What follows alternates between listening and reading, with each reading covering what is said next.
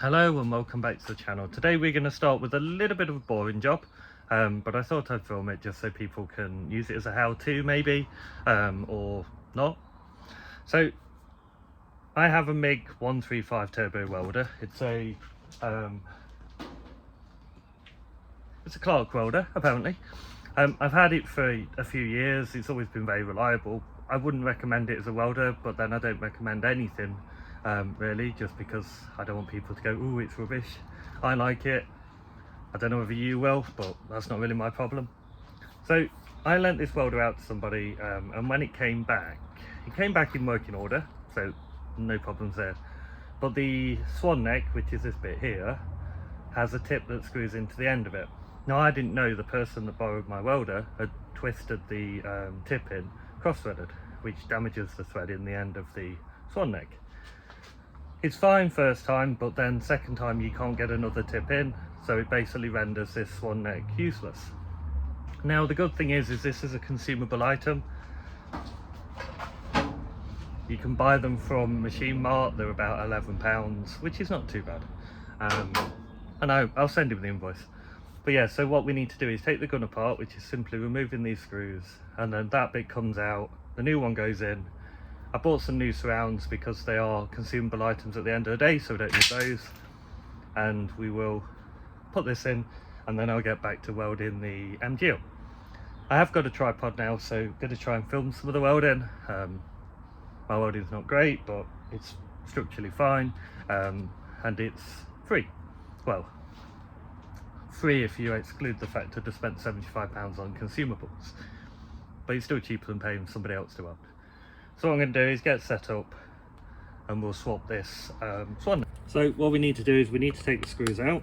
These have already been out before because I think a few years ago I did replace the gun on this because it was leaking air, which you don't want because the CO2 argon mix I use is very expensive. But it does make a better finish in my opinion. Again, that's my opinion and not something that I would suggest doing. But if you do want a nice finish, then use CO2 and argon mix, or at least give it a try. So obviously make sure your welder's turned off at this point, because if it's not, it will give you a nasty shock. So undo the screws, and then the top should just come off, he says. Definitely done this before.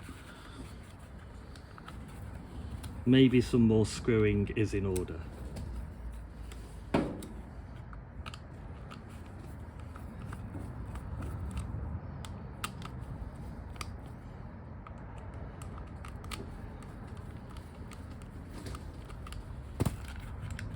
There we go. So the bit that we want to replace is this here. So if we just pop that out of the gun, try not to lose all the bits.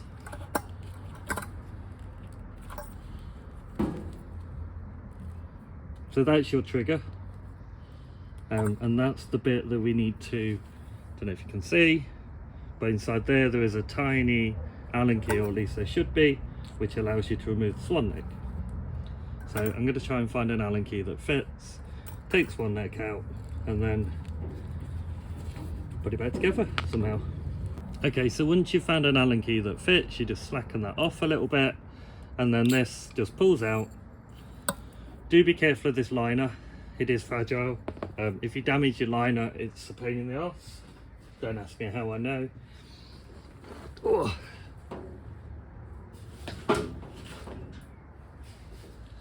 If you get your new swan neck, all you need to do is simply slot it over the end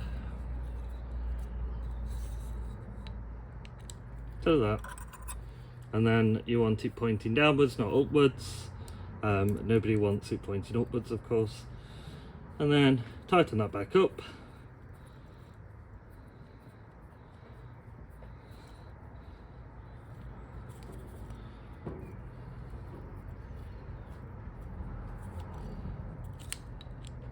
Make sure it is, of course, fully inserted.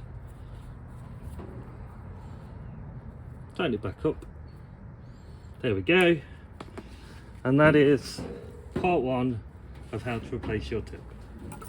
Now, the second part is probably going to be done in private, because these are a little bit of a pain in the arse to put back together, but not impossible. So that goes in there like that, that goes in there like that.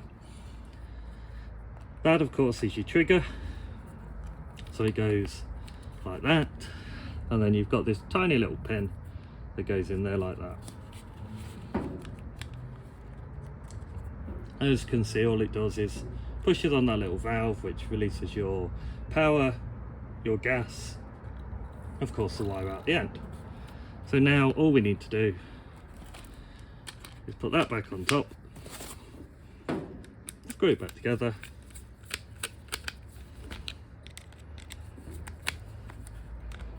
it's together. Let's tighten these screws up.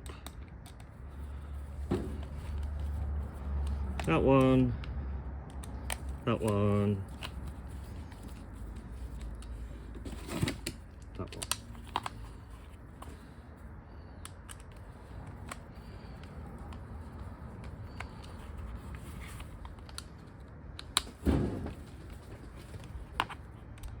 Quite impressed I'm not doing this with a electric screwdriver, if I'm honest. I normally do, but there we go. I'm just that lazy. So now that is back together, there we go. You check the gun, there you go, the trigger still works. Next job of course is to put a new tip and a surround on.